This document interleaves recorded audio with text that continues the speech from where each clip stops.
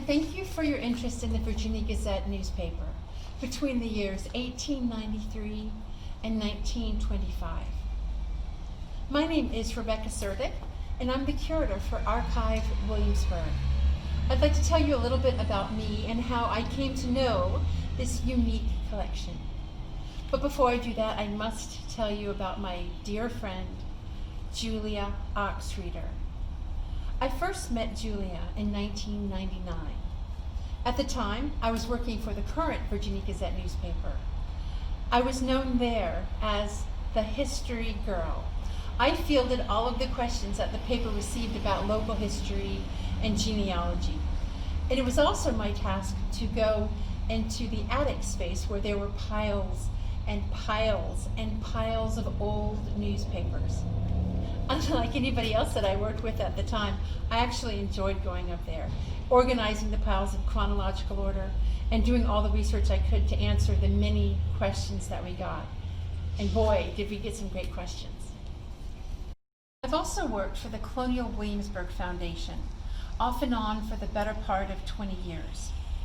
The priorities for Colonial Williamsburg are, of course, 18th century Virginia and the foundation itself, so from the 1930s through the present time. But prior to the 1930s, this pre-restoration period was quickly becoming a forgotten part of Virginia history.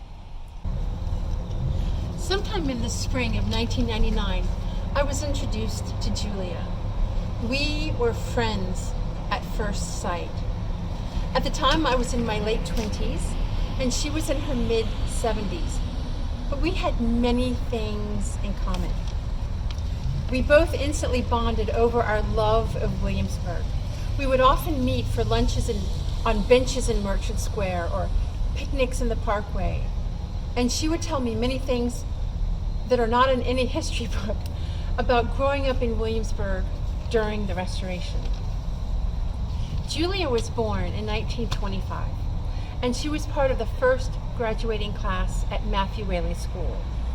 In her adulthood, she wrote several books on Virginia history and folklore, and spent most of her retirement with her passion project, which was cataloging the Virginia Gazette newspaper.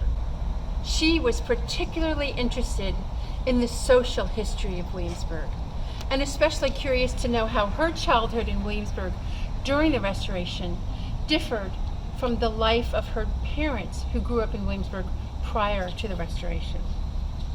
She showed me the microfilm reader in her home, where she would spend hours and hours each day, often late into the night. She indexed and retyped the articles that were of interest to her. This card catalog that she created was alphabetized and sorted by subject.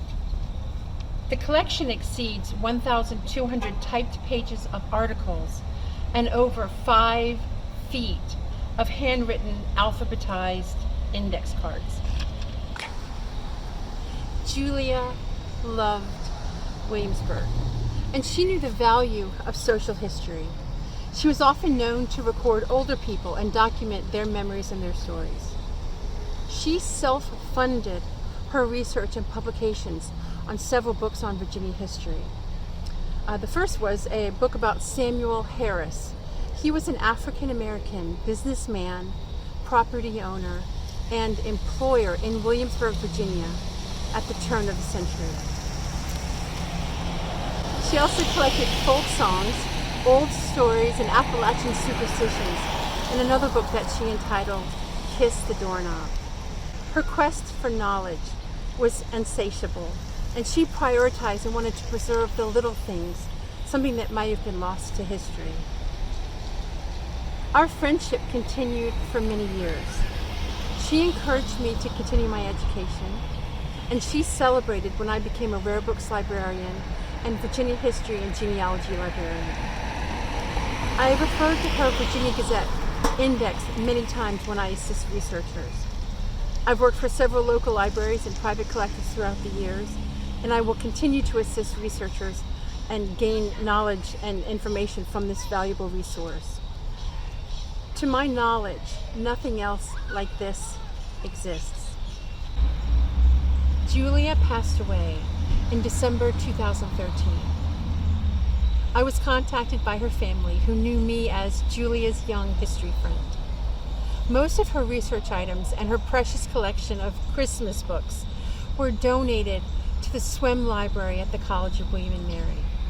Julia had worked for the college during her adulthood, and her father served as dean of the college for many years in the early part of the 20th century. But Julia's daughter wanted me to have the Virginia Gazette Index. She told me, "Mom said you'd know what to do with it." What an honor. In August 2020, I was able to digitize the entire collection, 1,281 pages. It can now be searched entirely, efficiently, and very quickly by OCR using keywords. And wouldn't Julia be delighted to know that? My goal in putting this online is to let the public know that this resource still exists. Yay! Please contact me if you have any questions about Williamsburg history, and especially if you're doing genealogy in Williamsburg or the surrounding areas during the years 1893 to 1925. I will be very happy to search this collection for you and get back with you and let you know what we may have. You may contact me anytime through the website, and I'll put the website link in the description. Thank you so much for watching.